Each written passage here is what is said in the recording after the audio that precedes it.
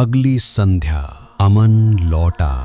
इस बार योजना थी घंटी के विधान को तोड़ने के बजाय उसे मोड़ना। मीरा ने एक प्राचीन लोक कथा का सूत्र दिया, चौथी टंकार उसका अधिकार है, पांचवी असली नाद से हुई तो काटा हुआ नाम लौट सकता है। असली नाद मंदिर घंटी सा शुद्ध, सम और प्रणव से सन्नद्ध।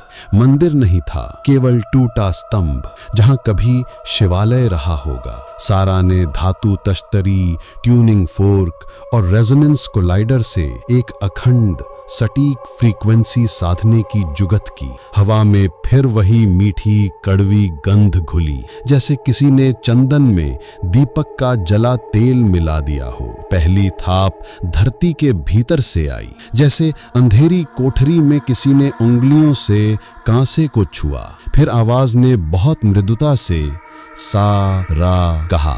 सारा ने नेत्र मूंद लिए, पर गले में अटकन सी जकड़ गई, जैसे अदृश्य हाथ स्वर तंत्रियों को थाम लें। अमन ने तश्तरी पर प्रहार किया।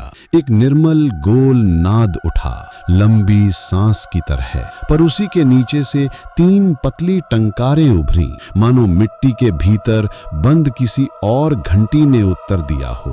मीरा ने चबूतरे पर सिंदूर रेखा खींच दी, धूप जलाई। धुआं ऊपर जाने के बजाय भूमि में सिमटने लगा। तीसरी टंकार पर पवन रुक गई, वृक्ष स्थिर पिशाचिनी रेखा पर आकर ठिठकी।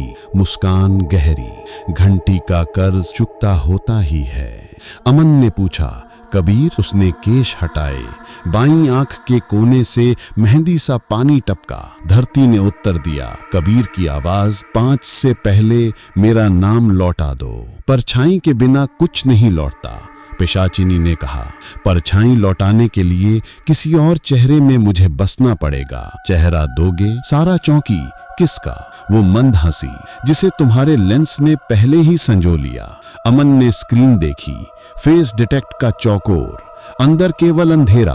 फिर भी काउंट 1। 3:03 बजने को थे।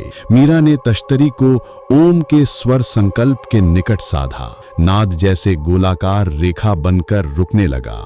चबूतरा कांपा, मिट्टी फटी, कबीर की आधी तस्वीर उभरी, पर परछाई गायब। वो बोली, नाम तब लौटता है जब परछाई लौटे, और परछाई तब लौटती है जब कोई नया पहचान मेरे साथ बांधे। अमन ने कैमरा उलटकर धरती की ओर साधा, रिकॉर्डिंग शुरू की और कहा, चेहरा चाहिए तो मेरा ले ले।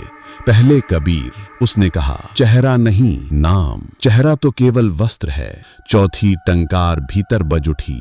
अमन के होठों से अनचाहे हां निकला, जैसे किसी पुरानी सहमति पर धूल झाड़ दी गई हो। उसी क्षण मीरा ने 5वां नाद साधा, निरभ्र, स्वच्छ, अनुप्रास सा। जलते तेल की एक झिलमिलाती गंध फैली। मिट्टी से कबीर मानो धागे से खींचकर उभरा। शरीर, सांस, धड़कन, पर आंखों के नीचे अंधेरा सघन, जैसे कोई और उसके साथ भीतर ही भीतर चलता हो। कैमरे के काउंट पर 2 उभरा, एक अदृश्य चेहरा, और फाइल के मेटाडेटा में अमन का नाम स्वयं अंकित। प्रभात में धुंध छटी तो कबीर की परछाई धूप में आधी पतली आधी भारी थी, मानो दूसरे की परछाई उसके साथ चिपकी हो। अमन ने मेमोरी कार्ड निकाला, हर क्लिप पर शीर्षक अपने आप, रात की घंटी, भाग अमन, और नीचे एक पंक्ति, अगली रात एक और नाम। यहां से कहानी और गाढ़ी हो जाती है।